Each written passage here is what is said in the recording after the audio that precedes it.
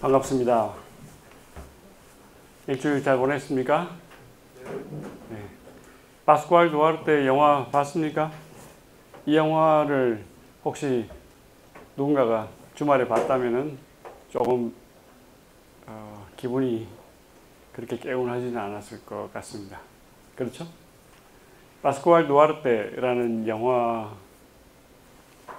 이거 선생님이 언제 올렸죠? 일요일 올렸죠, 그죠? 대략? 네. 일요일 밤에 올렸던 것 같습니다. 지금 기억에. 여러분들, 화질이 그렇게 선명한 건 아닌데,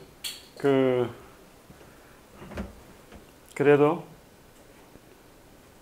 이해는 할 수 있을 거라고 생각이 됩니다. 이게 언제 만든 겁니까? 왔다 갔다 하는데, 봅시다. 카밀로 호세 셀라라는 사람 여러분들 들어봤죠, 그죠? 노벨 문학상 탄 사람입니다. 우리나라도 최초로 노벨 문학상을 탄 사람이 나왔고, 그것도 아시아에서 처음 여성입니다. 나이도 굉장히 어립니다, 사실은. 50대 지금 중반이라고 해도 사실은 되게 어린 나이입니다. 노벨상을 받은 사람, 다른 사람들하고 비교할 때. 그러니까 굉장히 특이한 현상이 벌어졌다고 생각을 할 수가 있습니다. 근데 아무튼 이 노벨상 받은 카밀로 세셀라가 1942년에 쓴 소설입니다. 근데 노벨상을 80년도에 받았습니다. 그 소설이 몇십 년 지나서, 그렇죠, 80년도에 받았습니다. 그러니까 지금 1942년도에 젊었을 때 쓴 소설이고, 그 다음 전쟁이 언제 끝났습니까? 1939년에 끝났죠. 36년부터 39년까지 3년 동안 한국 6.25 전쟁하고 비슷하게 3년 동안 잠시 몇 개월에 끝낼 거라고 생각을 했는데 그게 그렇게 길어진 겁니다. 한국 전쟁도 마찬가지죠.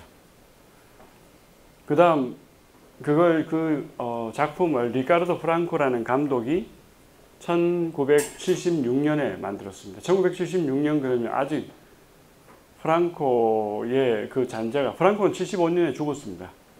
75년에 늙어서 졸을 했고, 그 이후에 프랑코의 영향이 아직 살아있을 때입니다. 이폰 군주제의 그 스페인의 그 모든 헌법 체계가 만들어지고 국가 체계가 만들어졌다고 할 수 있는 시기는 1978년입니다. 그죠? 75년에 프랑코가 죽고, 그 다음 그 직후에 지금 왕의 아버지인 황카를로스 1세가 왕으로 등극을 하고 다시 복귀를 하고, 그죠? 그래서 그 복원이 일어난 겁니다. 왕권이 다시 복원되고, 1931년에 그 공화정이 들어서면서 그 다른 나라로 하야했죠, 그죠? 스페인에서 떠났습니다. 그 이후에 다시 왕권이 75년도에 들어섰고, 78년도에 이폰 군주제 헌법이 안착을 하면서 지금까지의 민주주의, 왕이 존재하는 민주주의 국가가 쭉 이어나오고 있는 겁니다. 왕이 실질적으로 권력이 있습니다. 상징적인 게 아니고. 군사 총수, 3군 있죠. 3군 그 총수이기도 하고, 그 다음 외교권이 왕한테 있습니다. 그럼 사실 굉장히 많은 권력을 가지고 있는 겁니다, 아직도. 그렇지만은 지금 왕은 거의 10년째, 지금 왕으로 등극한 지 10년째인데 한 번도 욕을 먹은 적이 없죠. 워낙 성품이 온순하고 또 잘 이제 운영을 해서 그런 것 같습니다. 아무튼 1942년도 작품을 1976년도 프랑코 죽자마자 이제 영화로 만들었는데, 그 당시에 그 영화를 만드는 환경 자체가 굉장히 열악했습니다. 그래서 그냥 정말 그 우리가 흔히 하는 말로 몸으로 거의 노동과 이 노력으로 열정으로 그냥 때운 그런 영화입니다. 그러니까 엑스트레마두라라는 지역에 실제로 가서 굉장히 힘들게 만든 영화라고 합니다.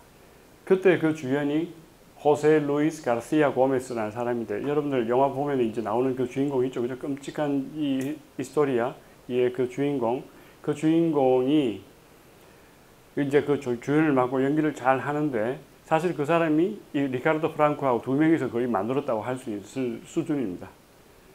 그 영화를 잘 소화해서. 그래서 그 당시에 영화 배우를 한다는 게 사실은 쉬운 게 아니었던 것 같습니다. 지금같이 이렇게 우아하게 출연료를 많이 받고 이렇게 뭐 많은 스태프들이 있고 이렇게 하는 게 아니고, 거의 뭐 자기가 1인 몇 역을, 그러니까 그 스텝의 어떤 역할까지 하면서 대본을 완전히 익혀서 그렇게 해야 되는 거의 예술가의 차원에서 열연을 한 건데, 이 사람이 지금 이제 그 레알 아카데미 에스파뇰라 한림원 회원입니다. 그만큼 그 예술적인 열정을 높이 샀기 때문에 지금도 또 활동을 하고 있습니다. 여러 가지. 예를 들어서 뭐 여러 가지 예술 그 평론 내지는 어떤 배우로서 활동을 하는데, 저번에 여러분들 본 영화 있죠. 그 The Platform이라는 영화. 그 영화에 처음에 요리를 만드는 사람 중에 가장 높은 지위에 있는 사람이 이 사람일 겁니다. 잠깐 출연을 했죠. 많은 사람들은 그걸 이제 그냥 지나가는 하나의 그 배경 정도로 생각을 하는데, 그 사람이 거기 출연을 했습니다. 지금 나이가 굉장히 많죠, 사실. 이 영화 보면은 기분이 굉장히 음산하고 굉장히 좀 뭐라 그럴까요? 분노와 이상한 그 막 이런 욕구 불만, 또 굉장히 어떤 그런 뭐라 그럴까요? 불안정성 이런 걸 느낄 수가 있을 것 같습니다. 사실 그런 효과를 노리고 만든 영화라고도 할 수 있죠. 영화뿐만 아니고 그 소설 자체가 그렇습니다. 소설이 어떻게 시작하죠?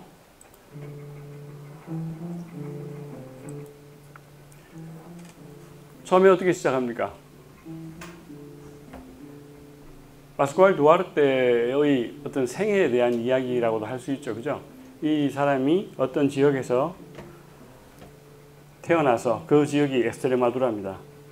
헐벗고 굶주리고 지금도 굉장히 좀 사각지대에 있는 그런 스페인의 그 포르투갈하고 그 사이에 있는 지역이죠. 이건 이제 그 시점을 최근 시점으로 돌려서 시작을 합니다. 파스쿠알 두아르테가 지금 여러 가지 살인과 또 여러 가지 폭력적인 어떤 그런 행동을 하고 나서 사형 선고를 받죠. 그래서 지금 이제 그 사형장으로 가는 그 과정입니다. 최근 시점에서 시작하죠. 그 다음 여기 한참 이전에 어릴 때의 여러 가지 회상들, 추억들, 그렇게 해서 시간적인 순서가 쭉 나오고, 또 마지막에 또 최근 시점으로 다시 돌아와서 지금 여기 이 시점으로 돌아와서 이제 죽게 되는 그런 식의 하나의 그 마르코 나라티보, 하나의 그 서사 구조를 가지고 있습니다.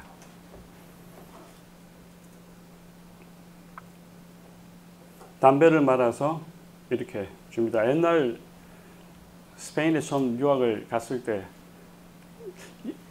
그냥 우리 여러분들 뭐 이렇게 쉽게 구경할 수 있는 그런 담배 모양의 담배를 피는 사람도 많았는데, 이런 식의 말아서 피는 담배도 참 여기저기서 많이 구경할 수 있었습니다. 요즘은 있는지 모르겠는데 담배를 안 피운 지가 너무 오래돼서 눈여겨 안 봤습니다. 담배를 이렇게 불을 붙여서 이 사람한테 주죠. 글쎄요, 연민의 정을 느껴서 그럴까요? 곧 죽을 사람이다 라고 생각을 하기 때문에 뭔가 측은지심이 느껴져서 그랬는지도 모르겠습니다. 이 지역이 엑스트레마두라, 스페인에서 가장 좀 이렇게 그 경제적으로 또 어떤 정치적으로 그런 사각지대라고 이야기할 수 있죠. 어릴 때 그 이제 학교에서 지금 교육을 받는 그런 장면입니다. 파스쿠알 두아르테는 보통 평범한 일반적인 그런 그 어린 성장 시기를 가졌다고 볼 수도 있는데, 이렇게 볼 때는 가정 환경 자체가 굉장히 좀 열악합니다. 폭력적이고 또 굉장히 교육과는 거리가 먼 그런 지금 환경이죠. 그죠? 그러다 보니까 상당히 좋지 않은 그런 좀 어떻게 보면 아주 열악한 좋지 않은 환경이다, 이렇게 볼 수 있습니다. 서로 이렇게 좀 이렇게 어릴 때 치고받고 싸우고 뭐 이런 정도야 우리가 이해를 할 수가 있는데, 사실 어릴 때 성장 과정에서 가장 많은 영향을 줄 수 있는 사람들이 부모님들이죠. 그죠? 어릴 때 어린애들한테. 그래서 그 집에서 이제 아버지가 오고 아버지는 그 포르투갈 쪽 사람입니다. 그래서 사실은 소설책을 보면은 포르투갈과 스페인을 이렇게 거기가 사실은 좀 상당히 비어있는 그런 지역이죠. 그래서 뭐 이렇게 국경이 쳐져 있거나 경찰이 있거나 그렇지 않습니다. 그냥 이렇게 갈 수 있는 쉽게 거기서 밀수를 해서 살아가는 근근히 살아가는 그런 사람이다라고 생각을 할 수 있고 파스쿠알이 지금 혼자 나무에 올라갔죠. 그래서 내려와라. 그리고 이제 뭐 그렇게 실랑이를 벌이고 있는 겁니다. 근데 아버지가 혹시 매질을 할까봐 두려워서 겁을 내서 지금 잘 못 내려오고 있습니다.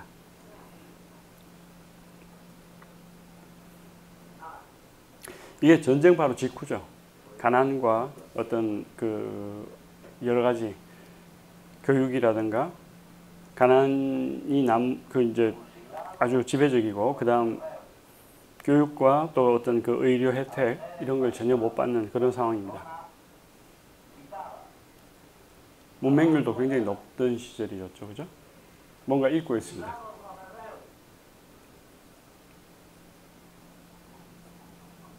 그러니까 어떤 지금 곳에서 페렐이라는 지역에서 어떤 사고가 발생했다. 뭐 그런 걸 지금 이야기를 읽고 있습니다. 그래서 파스쿠알한테 이야기도 좀 해주고. 근데 부인이 나와가지고 파스쿠알 엄마가 저기 뭐 돼지 먹이를 좀 갖다 주라고 돼지 우리에. 네가 주지 왜 그래? 왜 나보고 그러는 거야? 막 이렇게 사소한 지금 실랑이를 벌이고 있습니다. 그러니까 지금 이 사람들이 이런 가정폭력이 일상화되어 있습니다. 어떻게 보면 좀 별세계 사는 사람들 같이 느껴질 수도 있겠지만 사실은 전쟁 직후에 모든 어떤 뭐라 그럴까요? 교육과 이런 그 문화에서 멀어져 있는 파괴와 살인에 익숙해져 있는 환경 속에서 계속 사람이 살다 보면은 이게 뭔가 심리가 정상적이지 않습니다. 여러분들이 생각할 때는 아마 굉장히 특이한 사람들로 보일 수 있는데 이런 걸 어릴 때 옆에서 많이 경험을 못 했을 테니까.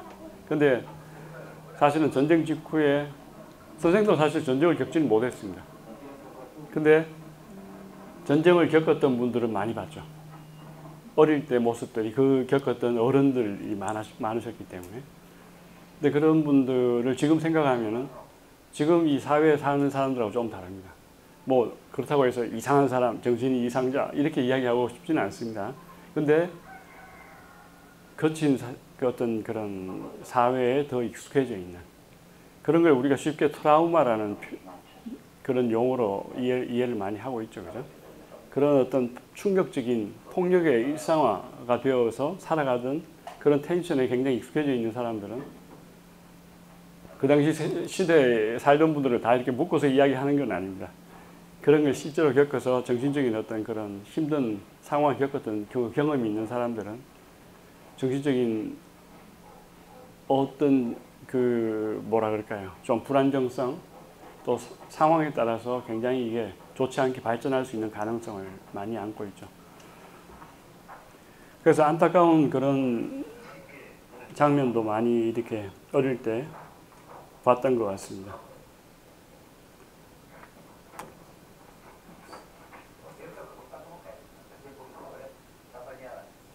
이건 이제 그 동네 지주이고 같은 그 지역에 사는 그 다음 이 사람은 그 여러 가지 집안일도 해주고 여러 가지 이 거간 같이 또 장사꾼 같이 여러 이 집 저 집 다니면서 그 물건도 이렇게 또 이렇게 사주기도 하고 또 어떤 뭐 고장난 데가 있으면 고쳐주기도 하고 뭐 이런 식의 온갖 일을 하면서 살아가는 사람입니다.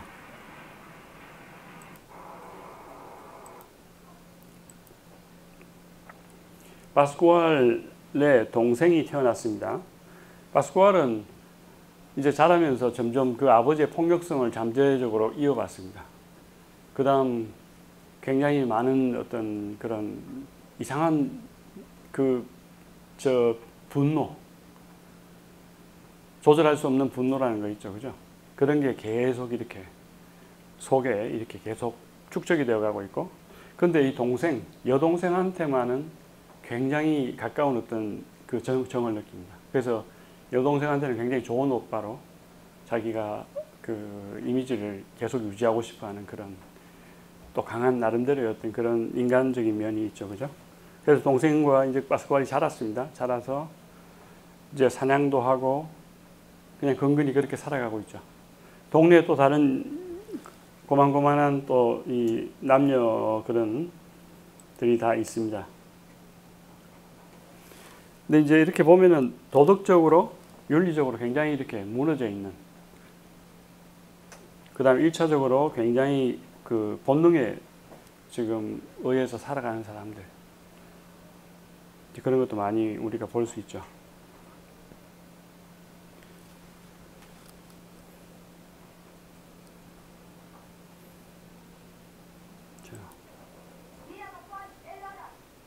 로라는 동네 이제 비슷한 나이 때 그 어떻게 친구라고도 할 수 있는데, 로라는 나중에 파스쿠알의 부인이 됩니다.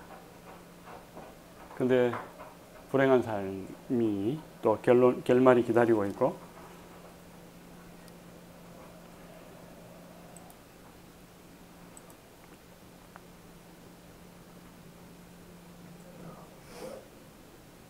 그 다음에 이 동생도 계속 여기서 이 집에서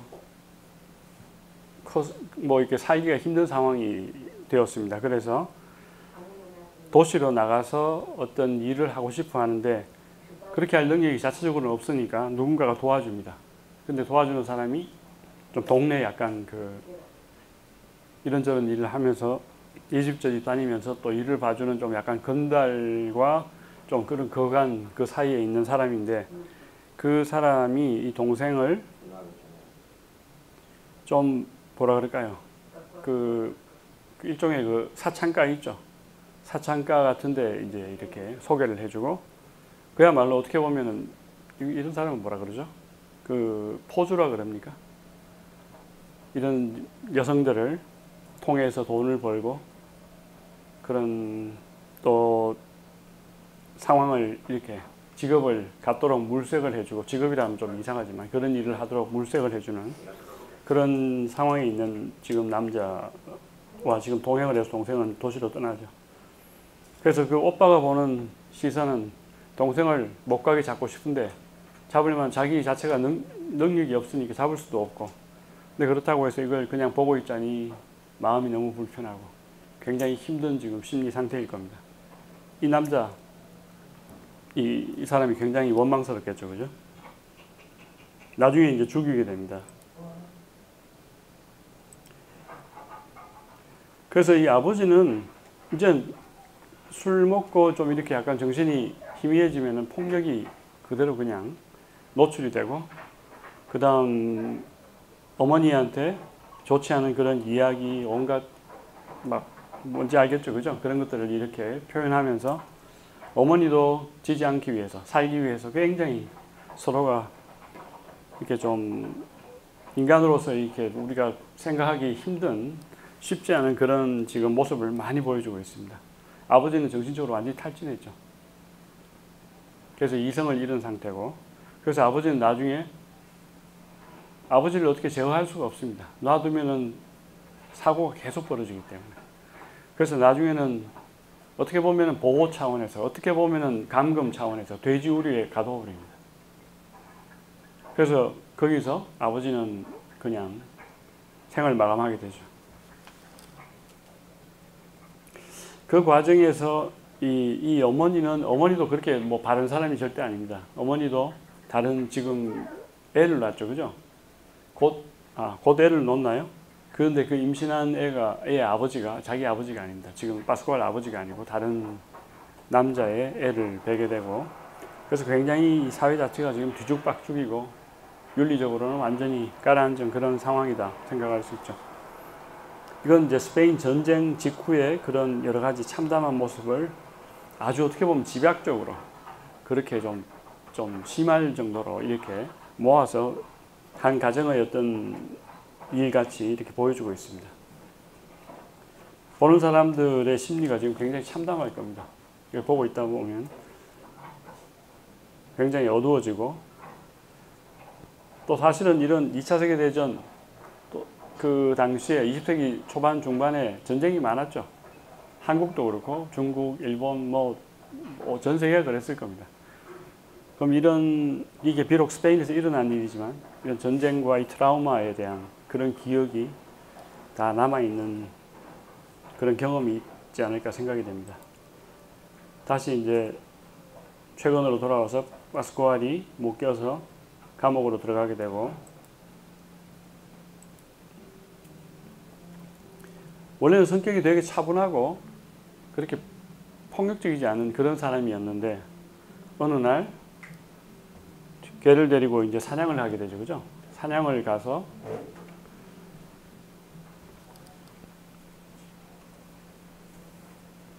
사냥하러 갑니다. 토끼 사냥.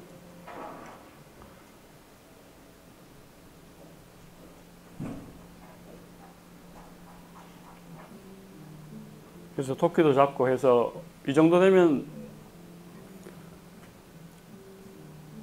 뭐 만족스러운 그런 하나의 그 이벤트라고도 할 수 있을 것 같은데, 일반적으로 우리가 생각할 때는. 지금 이제 시간이 좀 지나서 항상 자기를 따라다니는 개를 물고미 이제 바라봅니다. 바라보다가 갑자기 이상한 충동이 벌어지고 설명하기 힘든 그런 심리 속에서 그 사랑하는 개를 갑자기 쏴버리죠.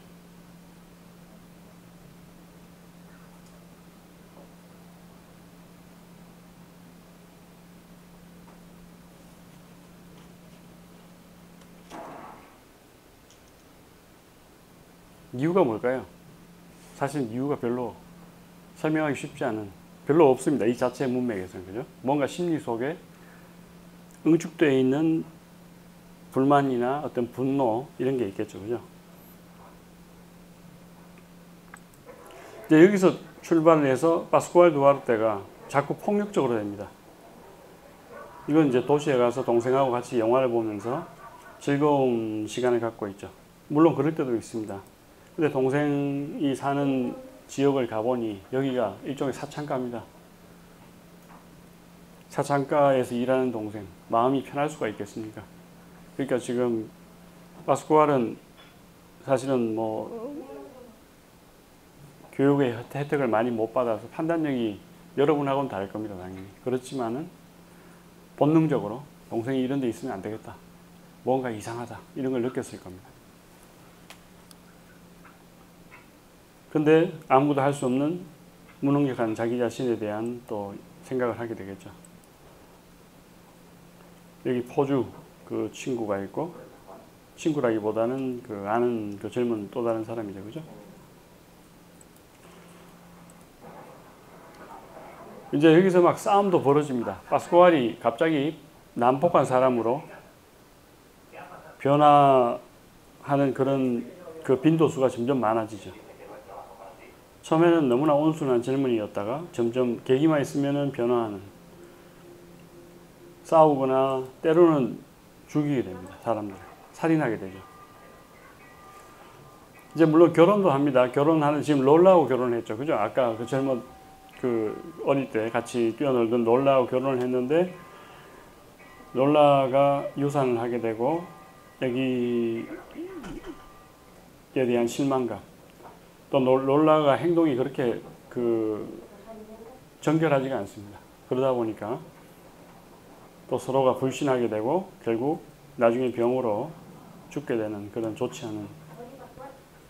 지금 이제 신혼여행을 갔다 와서 신혼여행을 다녀오는 그런 지금 그런 순간, 어떻게 보면 파스쿠알이 가장 행복감을 느꼈을 몇 안 되는 순간 중에 하나가 바로 지금 이런 결혼을 해서 신혼여행을 다니는 그런 시기죠.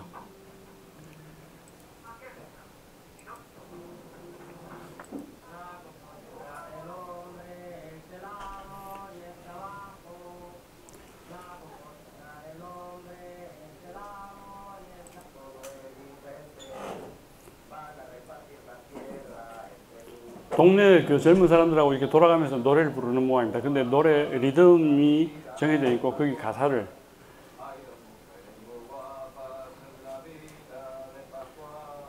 근데 이 사람이 부르는 노래 자체가 파스쿠알을 굉장히 비꼬는 이상한 그 뉘앙스가 있습니다. 파스쿠알은 두 명의 여인이 있다. 이런 식의. 그래서 그게 뭘 의미하는지 지금 사람들은 잘 모를 수도 있는데 파스쿠알은 자기는 지금 비웃는구나, 공격하는구나 이렇게 알고 좀 싸움이 벌어지죠. 그죠?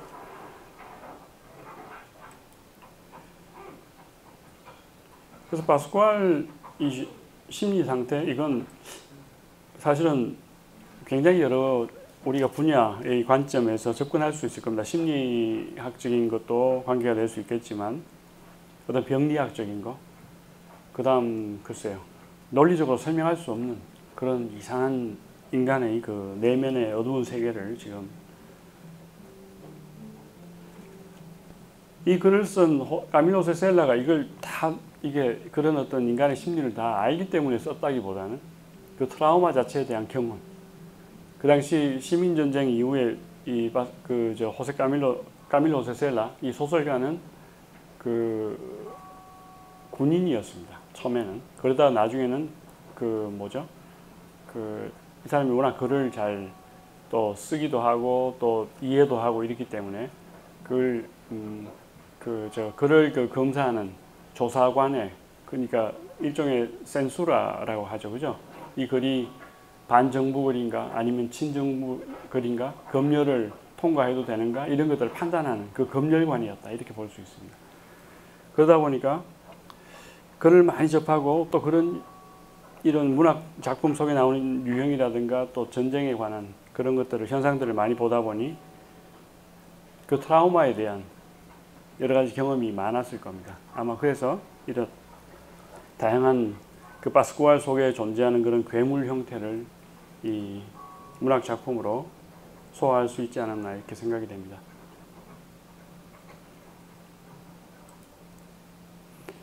아까 여러분들이 본 그 지주도 이 파스쿠알이 살해합니다. 근데 지주를 왜 살해했나? 사실 그것도 뚜렷한 이유가 없습니다. 그냥 자기보다 권력이 많고 뭔가 그 지배하는 사람에 대한,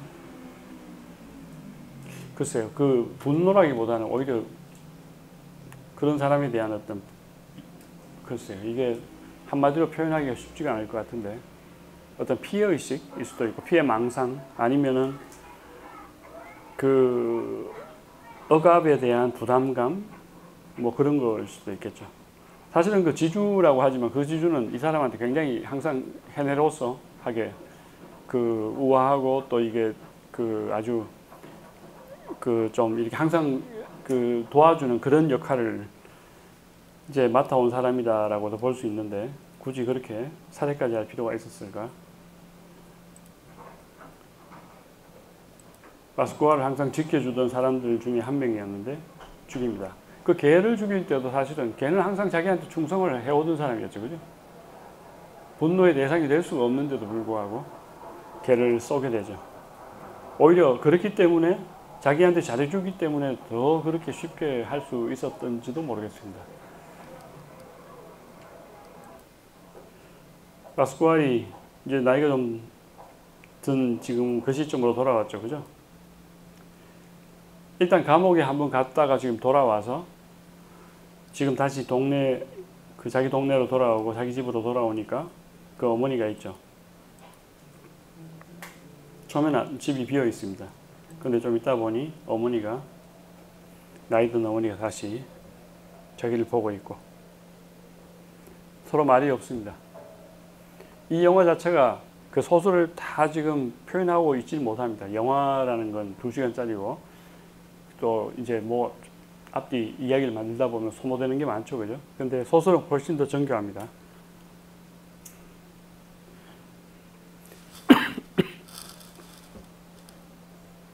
자, 아직은 이 백작이 안 죽었는데 이 지주가 좀 있다가 이제 살해를 당하게 됩니다. 파스쿠알이 결혼해서 신혼여행을 갈 때도 이 사람이 신혼여행 경비를 듬뿍 지어주면서 잘 다녀오라고 그러고 축하한다 그러고 그런 사람이었는데 왜 이런 사람한테 분노를 표출했을까? 그런 데 대한 질문을 던져볼 수 있죠.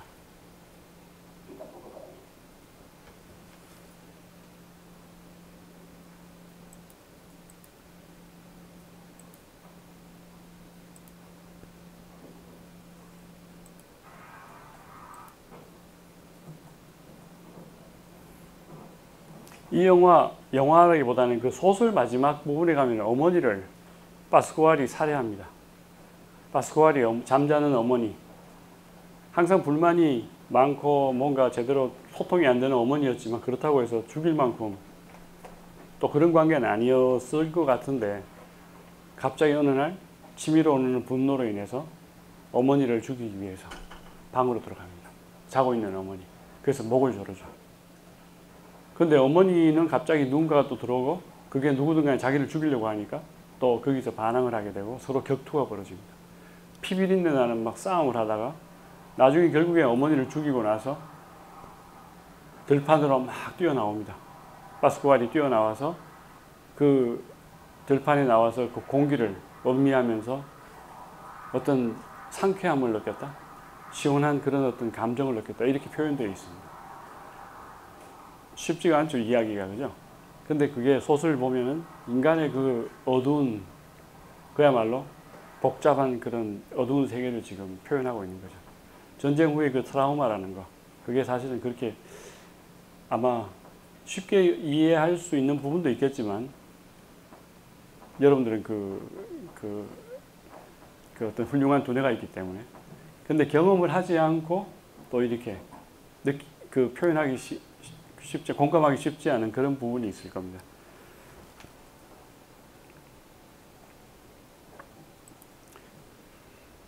그래서 그런 거는 아마 여러분뿐만 아니라 모든 사람들이 다 공통적일 수도 있는데,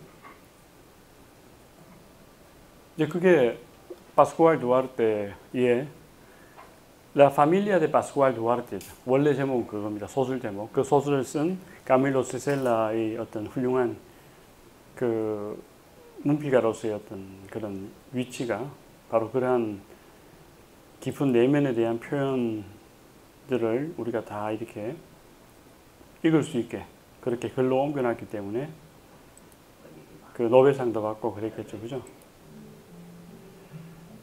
이 사람은 왜 죽였을까? 죄 없는 사람. 백작을 그냥 저렇게 허무하게 쏘아버립니다. 결국에 살인을 계속 하게 되다 보니 이제 끌려가게 되고 형장으로 가게 되고, 형장으로 가는 파스쿠알의 모습도 아주 덤덤합니다. 처음에는. 근데 마지막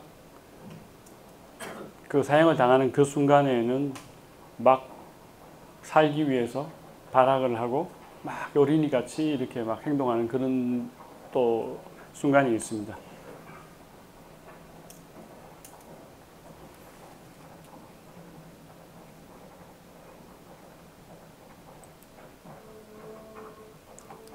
이제 신부님이 들어오고 사람들이 다시 끌고 간다는 걸 알게 되면은 자기가 이제 사형을 당하기 직전이구나라는 걸 느끼게 되겠죠. 그죠?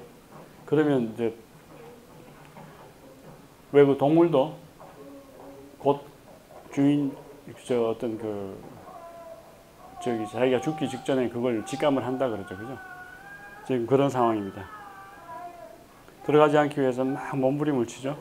근데 이런 데 대한 표현이 굉장히 섬세합니다. 읽다 보면 좀 섬뜩하죠.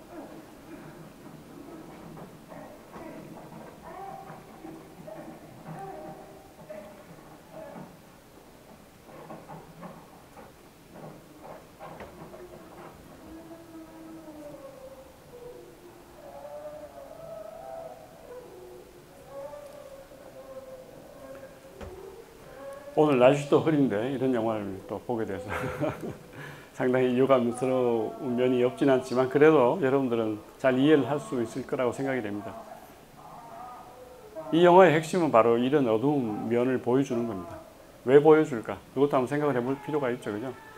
지금 우리가 즐기는 그 엔터테인먼트로서의 영화, 어떤 상업적인 성공을 위한 영화가 목표라기보다는 어떻게 보면 뭔가에 대한 표현입니다. 그죠? 중요한 어떤 작가가 생각할 때 어떤 인간 속의 어떤 세계, 어떤 상황, 그것을 포착을 해가지고 보여주고 싶은 그런 어떤 욕구가 있었을 겁니다. 그걸 이제 리카르도 프랑코와 이제 잘 또 호흡이 되는 그런 배우와 함께 이걸 지금 만든 거죠. 까밀로 세셀라가 이 작품을 만들 때는 아직 생생하게 살아있을 때입니다. 오히려 사회활동을 더 왕성하게 할 때입니다. 까밀로 세셀라는 어떻게 보면은 좀 좋지 않게 생각하는 사람도 있습니다. 굉장히 그 프랑코 정권에 동조를 해서 그 살았던 사람 이렇게 보는 사람도 있는데 선생님 볼 때는 별로 그렇게 볼 필요는 없을 것 같습니다. 어떻게 살다 보니까 검열관으로 살게 됐고 군인으로 살다 보니 또 프랑코가 군부니까 그 속에 끼어서 살게 되고 글을 워낙 잘 쓰고 또 말빨도 굉장히 재밌고 이렇게 강합니다. 또 이 인상 자체가 굉장히 좀 강합니다. 그러다 보니까 까밀로 세셀라 여러분들 얼굴 한번 본 적 있습니까?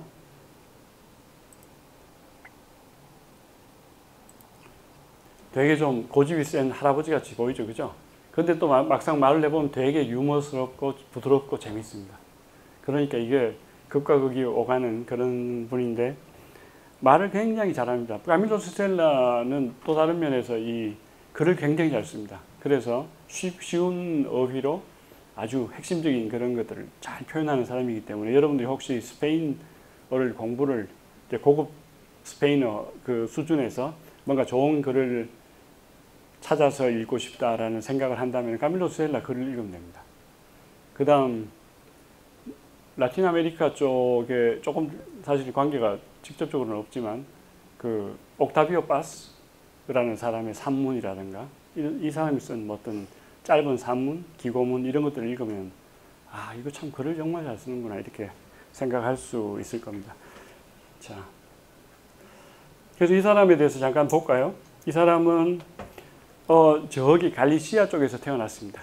갈리시아 서북부 1916년에 그 2002년에 마드리드에서 돌아가셨고 이 영화를 만들 때는 한참 전성기 활동을 많이 할 때죠, 그죠? 마드리드 대학교에서 공부를 했고 시민전쟁 때 의무 복무를 했습니다. 스페인 그 Servicio Militar durante la Guerra Civil Española. 그 다음 이 사람은 그 문학 전후 작가에 속합니다. 그 Generación 36. 그 다음 La Familia de Pascual Duarte 1942년에 썼죠, 그죠? 89년에 노벨상을 받았고 그 다음 근데 그 작품이 42년에 탈고를 했는데 검열을 통과한 거는 46년입니다. 그래서 그때 출판이 된 거죠. 그나마 이 사람이 검열 통과가 될 수 있었던 이유는 이 사람이 검열관하고 많이 이제 그 검열관을 지내면서 그쪽 사람들하고 많이 잘 알았겠죠, 그죠? 사상적으로 문제가 없다 이렇게 되니까 통과를 했을 텐데 사실은 굉장히 끔찍한 장면이 많았던 거를 어떻게 해석하냐에 따라서 통과가 될 수도 있고 안 될 수도 있었을 건데 이 사람이 그 검열관하고의 어떤 그런 가까운 위치에 있었습니다. 그러니까 서로가 기본적으로 사상적으로 문제가 없다 이렇게 생각을 했겠죠, 그죠? 그 다음 라꼴메나라는 작품을 우리가 다음 시간에 같이 볼 텐데 그 작품은 1951년 몇 년 후에 쓰진 겁니다. 그거는 전쟁이 지금은 여러분들 소설 배경이 전쟁이 막 벌어지고 막 이렇게 힘든 그런 시기에 지금 이 전쟁이 벌어지는 시민전쟁 상황에서 지금 그 시간과 공간의 그 배경이 설정이 되어서 지금 소설이 그 지금 뭡니까 그 내용이 만들어지고 있고 물론 이제 이게 출판된 거는 그 이후지만 그죠? 소설 속의 그 시간과 공간의 배경은 전쟁 한참 그 하는 시기 그때입니다. 그 다음 라꼴메나는 다음 시간에 우리가 볼 건 전쟁 후의 스페인 사회입니다. 몇 년이 지나서 스페인 사회가 어떻게 유지가 되고 그 당시 어떤 또 부조리가 있고 이제 그런 걸 보여주는 거죠. 이 사람은 1957년에 그 레알 아카데미 에스파뇰 한림원 그 회원이 되었고 그 한림원 회원들은 다 그 자리에 그게 있습니다. A, B, C 이게 그 알파벳 코드가 있습니다. 그게 이제 Q에 속하는 자리에 앉았죠. 프레미오 플라네타 이것도 스페인에서 굉장히 권위 있는 문학상인데 이걸 탔고 그 다음 나중에는 스페인 왕으로부터 황칼로스 1세 왕으로부터 마르케스 데 이리아 플라비아 자기 태어난 그 지역 고향의 후작 지위를 받았습니다. 마르케스 그 다음 이 사람이 쓴 여러 가지 책이 굉장히 많죠. 소설책 또 뭐 에세이 굉장히 기고문 굉장히 많은데 그 중에 또 사전도 있습니다. 디시오나리오 세크레토 두 권으로 되어 있는 알리안사 에디토리알에서 나온 사전이 있는데 이게 68년 72년에 나오는데 이거는 팔라브로타들입니다. 그러니까 스페인어에서 거친 욕설이라든가 그런 입에 담기 힘든 그런 것들을 다 통해서 만든 사전입니다. 그러니까 진짜 사전에는 안 나오는 그런 어휘들을 엮어서 만든 사전이죠. 재밌죠? 자, 다시 한번 정리해 볼까요? 42년 소설을 76년에 영화화한 거고, 그 다음 여기 주인공 파스쿠알이 있고 동생이 있고 여러 사람이 있죠. 그죠? 시민전쟁의 상황에서의 스페인의 그런 그 엑스트리마두라, 빈 하나의 그 굉장히 어려운 가정에서 벌어지는 일들입니다. 그게 하나의 상징적인 스페인 전체의 어떤 상징성을 가지고 있겠죠. 89년대 노벨문학상, 또 사실주의, 실존주의와 같은 그런 조류하고도 관계가 되고, 그 다음 같이 한번 따라해 볼까요? 트레멘디스모. 그걸 한국말로 번역하면 전율주의라고 하는데, 여러분들이 보면 어떻습니까? 트레멘도. 놀랍고 살벌하죠. 끔찍합니다. 한마디로 이거 보고 있으면 그냥 막 이렇게 심리가 굉장히 이렇게 막 좀 좋지 않은 그런 전율감을 느끼게 되는데 그걸 노린 겁니다. 그래서 이 작품은 트레멘디스모를 그 생산하는 그런 작품이다. 전율주의. 그게 바로 이 작품의 목적입니다. 그 이유가 뭘까? 그건 여러분들이 한번 자연스럽게 생각을 해보기 바랍니다. 전쟁이라는 거에 그런 공포, 또 그런 또 어떤 분노도 있겠고, 또 거기에 대한 여러 가지 트라우마들, 정신적으로 불안정한 그것들을, 그런 상황을 뭐랄까요? 한번 공감을 한다는 그런 의미가 있지 않을까요? 그건 그 좋지 않은 그런 어떤 느낌에 대한 공감이라는 건 계속 우리가 그 좋지 않은 걸 같이 공유하자는 거라기보다는 그 당시 이런 어려운 것들이 있기 때문에 여기서 벗어나자라는 어떤 그런 하나의 그 마음이 있지 않을까요? 뭔가 그런 데 대한 어떤 윤리성, 이런 어두운 세계에서 벗어나야 된다는 그런 어떤 메시지가 간접적으로 숨어 있지 않을까 생각이 됩니다. 근데 그건 하나의 그 독자들의 리액션이고, 그 실질적으로 이 작품을 보면 그런 거에 대한 유도성은 전혀 없습니다. 그냥 그 사실만 묘사합니다. 굉장히 객관적으로 개입이 없이, 그러니까 나레이터가 이렇게 어떤 자기 어떤 개인적인 의견이라든가 어떤 메시지를 주지 않습니다. 그냥 그 상황만 계속 포착을 해서 묘사하죠. 그렇지만은 효과가 굉장히 강합니다. 자, 까밀로 세셀라에 대해서 우리가 잠시 훑어봤고, 까밀로 세셀라가 일하던 곳에 선생이 한번 가본 적이 있습니다. 선생 얼굴이 있어서 과장하는 건 아니죠, 그죠? 그 레알 아카데미아 에스파뇰라 안에 가면 요런 저기 탁자가 있죠, 큰 탁자. 저기에 한 40-50명이 앉아서 같이 회의도 하고 우리 국왕님의 자리도 있습니다. 근데 저기 들어갈 수 있는 사람은 스페인 사람들 뿐입니다. 외국 사람은 들어갈 수가 없습니다. 그러니까 정회원, 레알 아카데미아의 그 정회원이 되려면 스페인 사람이어야 되고 거기서 인정을 받아야 되겠죠. 여러분들 그 아까 본 그 영화의 주인공 있죠. 그 사람이 여기 지금 회원입니다. 아주 훌륭한, 여긴 문필가들 뿐만 아니라 뭐 과학자도 있고 건축가도 있고 여러 사람들이 많이 끼어 있습니다. 예술가들, 뭐 문학, 또 어떤 인문학하고 관련이 되는 사람들이 많은 건 사실이지만 여러 저 분야의 사람들이 다 골고루 끼어 있죠. 지금 이제 이건 어떻게 하다 보니까 회의를 하려고 1919년이 아니죠. 2019년에 여기에 갔을 때 회의를 하는 지금 상황인데, 뒤에 있는 분이 이제 영국의 퀸스 칼리지 지금 그 교수님이셨는데 돌아가셨습니다. 한 2년 후에 갑자기. 그래서 마음이 상당히 좀 무거웠는데, 여러분들 잘 아는 바르가 요사라고 있죠. 바르가 요사는 저 페루 쪽 사람인데 스페인으로 귀화해서 사는 사람. 그 사람의 여기 그것도 있습니다. 여기 자기 자리. 이건 뭐냐 하면은 사람들이 들어오면은 모자, 옷, 외투, 그죠? 그 다음 무산 꼽는 그런 자리까지 다 있습니다. 이게 18세기에 만든 하나의 그런 그 전통을 그대로 답습하고 있는 건물이다 보니까 이런 부분까지도 아직도 다 남아있죠. 이 지금 상황, 이 여러 가지, 이 건물의 장식이라든가 이 모양 자체가 18세기 그 당시 네오클래식고 그 좀 풍을 그대로 지금 답습하고 있고, 예. 그때 한번 지어놓은 그런 건물이다 보니까 계속 그냥 유지가 되고 있고, 그냥 그렇게 지금 스타일이 굳어져 버렸습니다. 자, 리카르도 프랑코. 이 사람은 98년에 이제 작고를 하셨네요. 예. 자, 지금 몇 분 남았죠? 지금 시간이 많이 남았네요. 한 30분 남았죠, 그죠?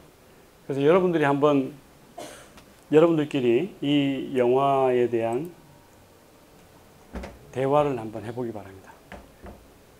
뭐 이야기할 수 있는 건 여러 가지가 있을 텐데, 이 영화 항상 그렇죠. 코멘트를 한다는 거는 어디에서 출발한다 그랬죠? 무엇을 어떻게? 작품을 보면서 여러분 작가가 무엇을 어떻게 표현했나 그거를 위주로 생각을 하다 보면 여러 가지가 이제 많이 거기서 파생되어서 어떤 여러분 나름대로의 어떤 의견이 나올 걸로 생각이 됩니다. 여러분들끼리 한번 대화를 해보기 바랍니다. 조별로 앉은 거 아니죠, 지금? 한번 여러분들끼리 먼저 대화를 해서 한번 중지를 모아보고 거기서 나온 아이디어를 돌아가면서 한마디씩, 물론 꼭 그 뭐 이야기를 해야 되는 건 아닙니다. 근데 의무적으로 해야 되는 건 아니지만 그래도 하고 싶은 이야기가 있으면 할 수가 있고 나눌 수 있으니까 좋은 거죠, 그죠? 자, 어떻게 할까요? 여기 이렇게 좀 더 산만하게 있으니 선생님이 조금 조정을 하겠습니다. 여기 3명? 3명? 아닌가요? 이렇게 너무 떨어져 있나? 이렇게 3명 할까요? 이렇게 2명 대화를 한번 나눠보기 바랍니다. 여기 4명? 그 다음 여기 2명? 여기 3명?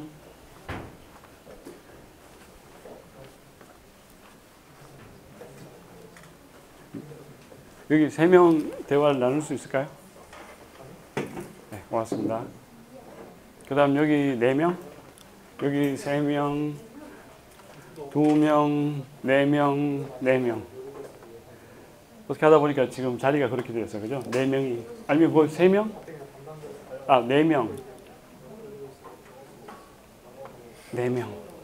이렇게 할까요? 네. 여러분들끼리 한번 자리를 조금 조정하면서 무엇을 어떻게 표현했고 가장 여러분들이 받은 강렬한 임프레션, 프리메라 임프레션, 그러니까 첫 번째 받은 가장 강렬한 인상이 어떤 것인지를 한번 정리해 보기 바랍니다. 질문 있으면 선생을 소환해도 관계없습니다.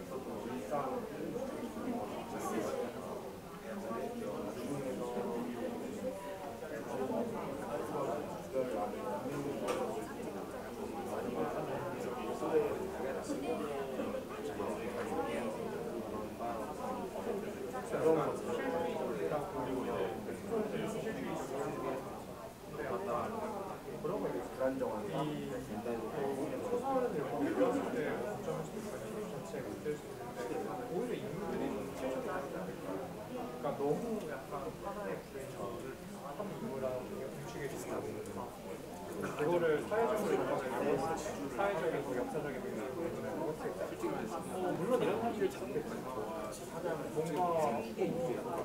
뭔가 왜냐면 뭐 이런 부분을 이게 대상으로 뭔가 이 사람은 이거를 좀 한번에 행동을 되게 사실 그런 거를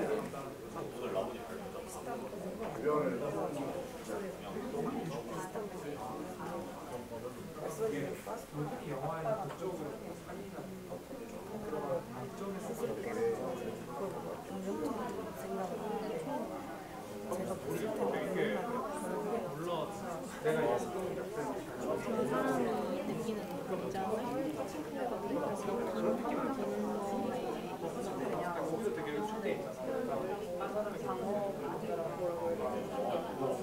그냥 그게 자존심을 지키는 상대 그런 적정이 다 그냥 다 공격으로 받아들이기 지나가다가 처음에는 진짜 쓰자는 갈등 상황이 생겼을 때 이거를 소리의 공백에서 오는 고민하는 여운이 있단 말이죠. 장면. 뭘 할 수 있을까?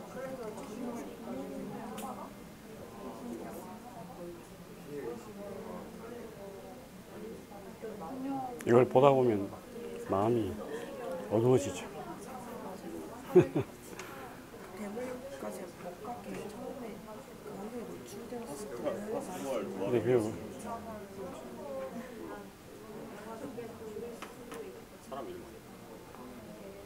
같이 이야기해 볼까요? 마음이 이 영화를 하여튼 여러 번 봤지만 볼 때마다 이걸 또 왜 왔을까? 물론 이제 수업하기 위해서 우리가 수업 전에 잠시 이제 훑어보는 거죠, 그죠? 과거에 많이 봤으니까. 그래도 마음이 무거워집니다. 왜 이렇게 만들었을까? 그런 생각을 지울 수가 없죠. 그만큼 무겁게 만든 겁니다, 사실. 아는 영화면 그래도 그냥 조금 이렇게 가볍게 지나갈 수도 있는데. 자, 여러분들 하고 싶은 이야기 뭐든지 관계없습니다. 어떤 그 임프레션 아니면 어떤 부분이 가장 좀 이야기하고 싶은 특이한 그런 부분일까? 뭐든지 관계없습니다. 네.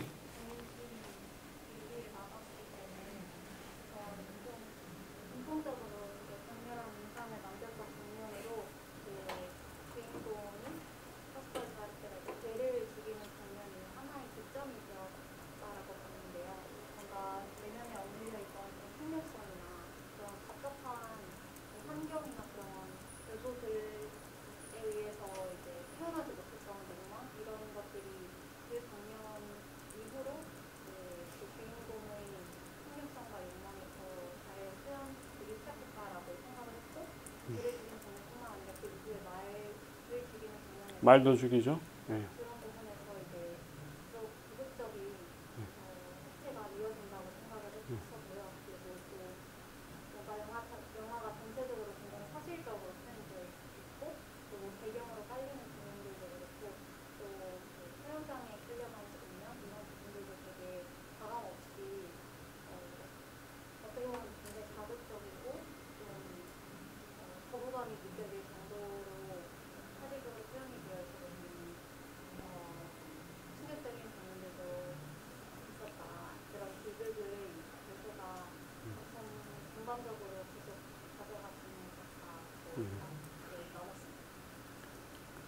폭력성, 어두움, 그 내면, 이거에 대한 폭발적인 어떤 표현. 어떤 한 시점이 있죠, 그죠? 이 소설책에는 아마 그걸 여기는 이제 한 사람이 다 다중 역할을 하다 보니까 어린 시절에 그 꼬마 역할을 맡은 사람이 있고, 그 다음 커서는 계속 같은 사람이 지금 역할을 맡다 보니까 이 구분이 잘 안 가는데, 책을 보면 이제 어느 성장을 하다가 어느 순간에 청소년이 갑자기 괴물로 돌변하는 거죠. 그게 이제 뭐 갑자기라기보다는 사실은 속에 축적되어 있던 게 계속 그게 쌓이다가 나중에는 더 이상 속에 담을 수 없는 상황이 돼서 밖으로 폭발이 되는 그런 어떤 시점에서 가장 가깝고 사랑하는 개가 그렇게 희생이 되고, 또 이제 말을 죽일 때도 보면 굉장히 잔인하죠, 그죠? 도저히 상상을 할 수 없을 만큼 막 그 총으로 이렇게 딱 이렇게 그걸 하는 게 아니고 칼로 막 끊임없이 찌릅니다. 그러니까 그걸 보고 있자니, 이게 읽자니 정말 기분이 굉장히 어두워지는 그런 부분들이 많죠. 그걸 지금 어떻게 보면 노리고 계속 그렇게 그 까밀로 세셀라가 그렇게 글을 썼다고도 이야기할 수 있을 것 같습니다. 또 다른 의견? 뭐든지 관계없습니다. 비슷한 의견이지만 또 다른 식으로 이야기할 수도 있고, 아니면 좀 특이한 뭐 그런 거 분석을 한다면 하나의 중요한 대상이 될 수 있는 그런 것들.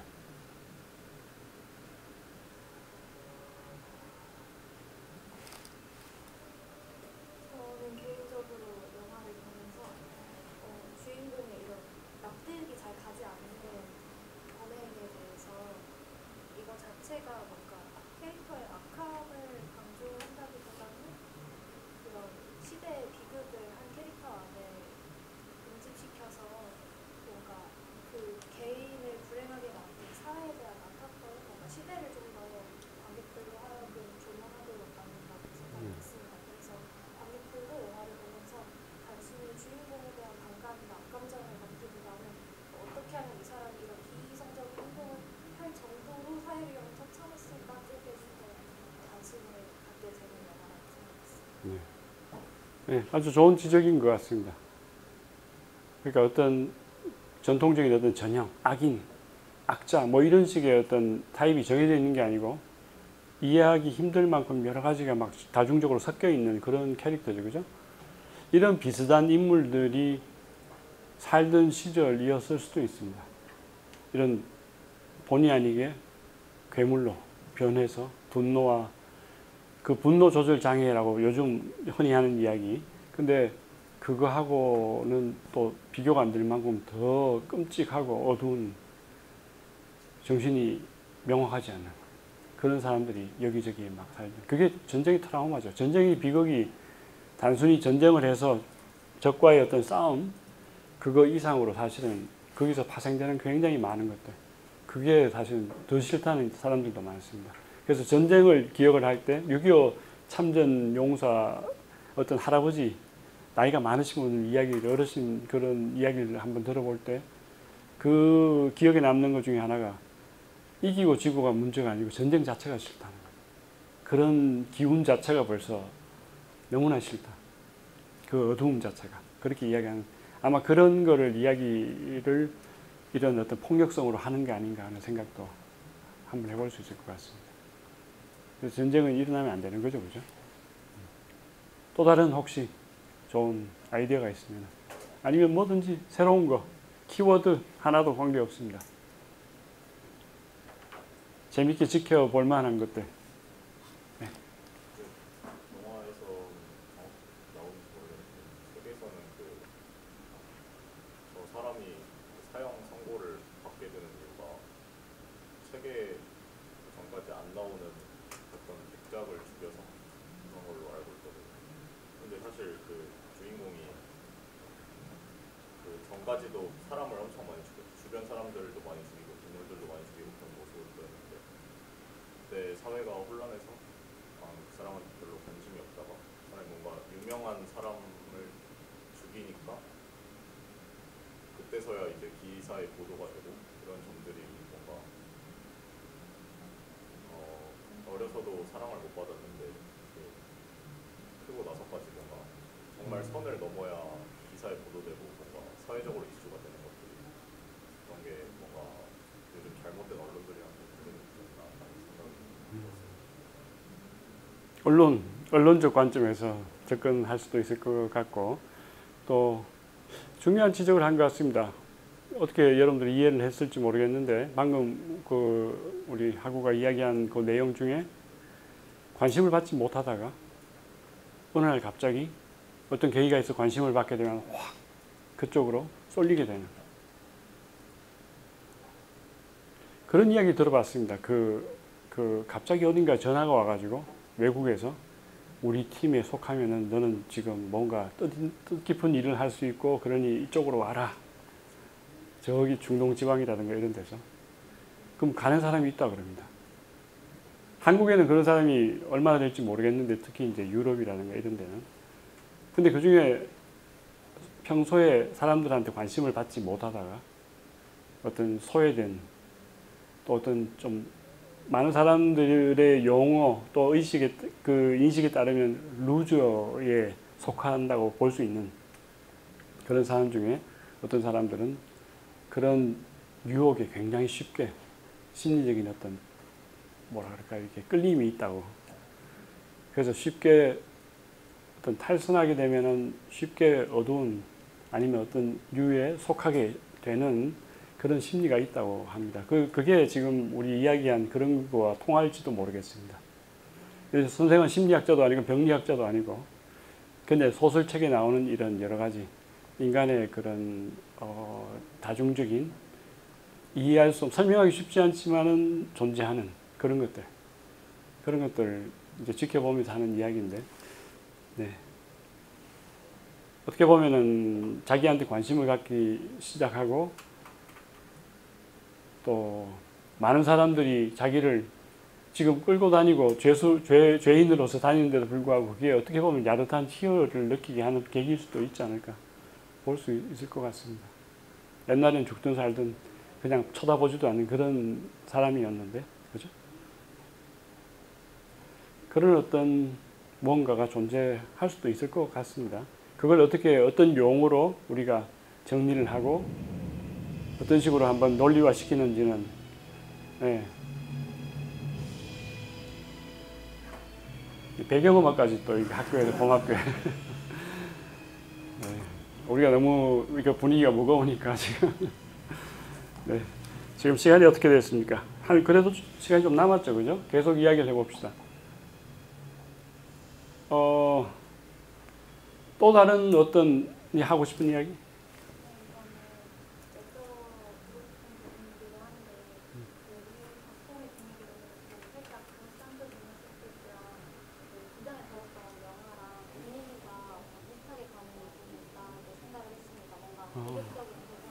보여주고 있어서 그런 것 같은데, 그 영화도 그렇고 이 영화도 배경이 되는 지역이 엑스트레마두라 지역인데, 이 지역이 갖는 특별한 상징성이 있는 건지, 이러한 인간의 일과가 뭔가 가난과 어두움이 존재하는 그런 상징적인 지역이 바로 고립되고 뭔가 희망이 없는 그런 지역의 상징적인 어떤 의미가 엑스트레마두라가 좀 있었죠. 전통적으로도 있었고, 지금은 모르겠습니다. 근데 80년대까지만 해도 엑스트레마두라 출신이다 그러면 저 사람 굉장히 외진 시골에서 왔다, 이런 식의 생각을 할 수 있죠. 사실은 엑스트레마두라가 로마 시대 때는 굉장히 중요한 지역이었습니다. 중심이고. 거기 메리다 뭐 이런 데 가면은 로마 시대 유적이 아직도 잘 남아있고 아주 진짜. 근데 그게 그대로 남아있다는 건 뭡니까? 그 이후로 개발이 안 되고 계속 그게 잘 남아있다는 건 도시화가 전혀 안 됐다는 이야기죠. 중세 때도 그게 그대로 남아있었던 걸로 보이고, 거기 창문을 조금만 내려주면 고맙겠습니다. 우리를 위해서 나오는 음악이 아닌 것 같습니다. 네. 오늘 뭘 하는 모양이죠? 혹시 또 하고 싶은 이야기 뭐가 있을까요?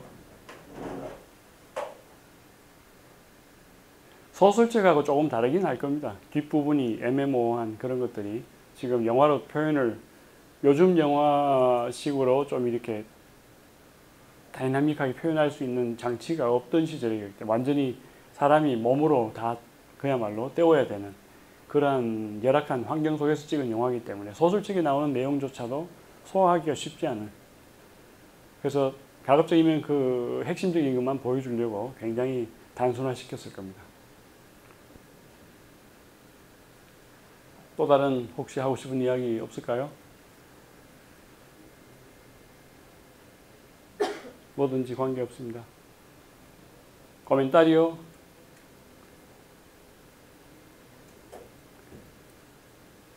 크리티카? 비평도 관계없고. 영화의 배경 또 중요하지만 이 효과를 내기 위한 가장 또 중요한 것 중에 하나가 뭡니까? 언어죠, 언어. 이 사람들 말이, 이 사람들 상당히 공부를 많이 한 사람이었을 겁니다. 그죠? 그렇지만은 이 영화 속에 나오는 인물로 보이기 위해서는 말을 제대로 배우지 못한 사람, 또 발음이 흐리고 저 지역 사람의 어떤 그런 흉내를 내야 되는, 그래서 언어가 굉장히 또 중요한 거죠. 거기 비해서 이 사람들에 비해서 또 예를 들어서 백작이라든가 다른 그 오히려 엑스트라로 나오는 사람들의 말투는 굉장히 좀 배운 사람들, 제도권에 있는 그런 유식한 사람들 같은 투로 이야기를 하는 그런 차이가 있을 겁니다. 그런 것도 하나의 그 분위기 조성에 굉장히 중요한 영향을 주죠.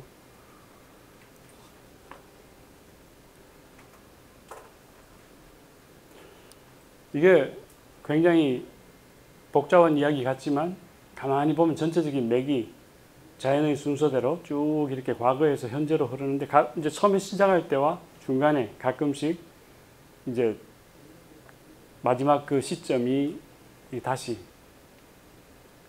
이렇게 약간의 어떤 그런 조정이 있습니다. 시간의 어떤 그런 조정. 처음에 시작하는 그 시점, 사형 집행장으로 가는 그 시점이 결국에는 마지막 사형을 당하는 그 시점하고 거의 비슷하죠. 그죠? 나머지 그 사이에는 어릴 때부터 쭉 성장해서 살인마로 변하고 계속 이제 발전해 나가는, 그 광기가 발전해 나가는 과정이고, 네, 그렇게 볼 수가 있겠죠. 그렇게 마르코 나라티보, 하나의 그 텐시온 나라티바, 그 서사 구조가 이제 만들어진다. 이렇게 볼 수 있을 것 같습니다. 시간적인 개입이 굉장히 크죠, 그죠? 사실은 어릴 때부터 시작해서 죽을 때까지 거의 한 40대 되는 그 시점까지 계속 지금 광기가 발전하는 모습을 띄엄띄엄 이렇게 보여주고 있는 걸로 보입니다. 원래 제목은 라 파밀리아 데 파스쿠알 두아르테죠, 그죠? 파밀리아 데 파스쿠알 두아르테. 근데 사실 이 영화를 만들다 보니까 그 영화 전체 내용을 가족 전체 이게 그 반영을 할 수가 없고, 그 많은 내용을 그냥 그 인물, 핵심적인 인물 파스쿠알 두아르테를 부각을 하면서 거기에 좀 국한을 시켰습니다. 그래서 지금 이제 그 제목을 좀 바꿨던 그런 코멘트가 나오는데, 지금 여러분들한테 보여드린 건 아니고, 이제 이 영화에 관련된 그 나중에 이제 여러 가지 그 뭐 까밀로 테셀라도 코멘트를 하고, 이제 여러 관계자들이 코멘트를 하죠, 그죠? 그런 것들이 다 연구 자료가 됩니다. 그 중에 이제 그런 코멘트가 있죠. 만들다 보니까 파밀리아 전체를 조망할 수가 없는 작품이고 해서 그 배우 주인공에 국한을 시켰다, 집중을 시켰다고 그렇게 이야기를 하더라고요.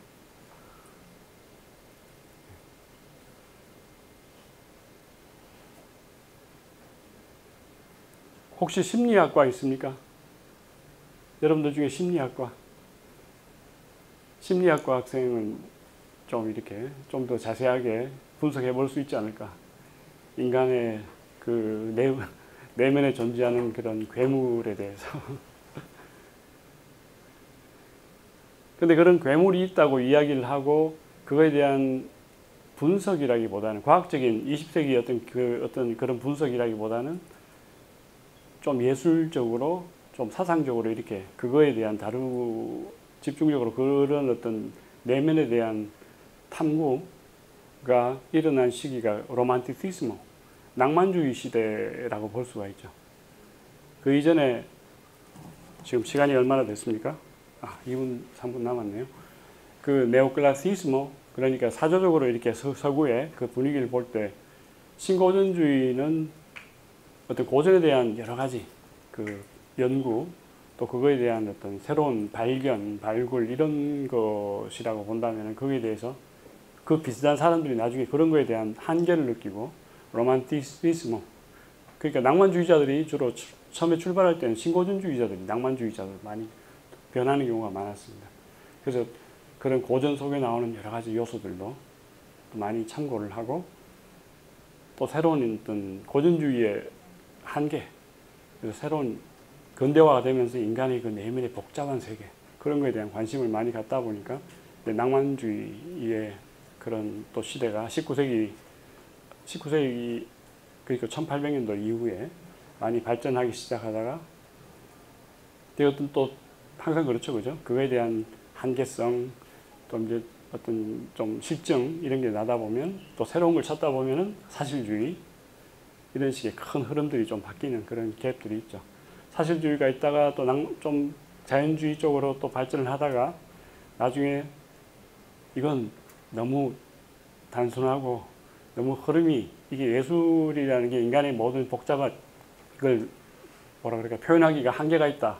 그렇게 생각을 했을 때쯤 20세기에 큰 이제 변화가 있습니다. 그게 그 이제 뭐 상징주의라든가 또 과거의 어떤 그런 고답화 또 여러 가지 그런 소리라든가 또 어떤 그 색깔 뭐 이런 까지 막 온갖 걸 다 섞어서 새로운 그 전통적인 토픽을 새롭게 표현하려고 노력을 많이 하는 그게 이제 사실 모더니즘이라고도 할 수가 있겠죠, 그죠? 그래서 지금 그렇게 해서 유럽 전반적으로는 이제 시즘도 많이 벌어지고 막 20세기 이제 초중반으로 이렇게 갈수록 굉장히 많은 그 실험들이 많이 벌어지는데, 근데 스페인의 그 예술, 특히 이제 그 소설 쪽에 보면은 이런 객관적인 사실주의가 계속 지속이 됩니다. 그러니까 계속 발전도 하지만 그 가운데 까밀로 셀라라든가 이런 표현하는 부분에 있어서 역사적인 어떤 그런 사실성, 역사적으로 이야기를 할 수 있는 게 소재가 너무 많아서 그런지 그걸 굳이 복잡하게 변형시키지 않고 그걸 그대로 이야기하는 그런 객관적 사실주의가 스페인에는 계속 지속이 되죠. 대표적인 작품 중에 하나가 이 작품과 라꼴메나, 특히 라꼴메나 다음 우리 시간에 보시면 그런 걸 이제 많이 느끼실 수 있을 것 같습니다. 시간 다 됐죠, 그죠? 그럼 오늘 여기까지 하겠습니다. 다음 시간에 봅시다. 수고했습니다.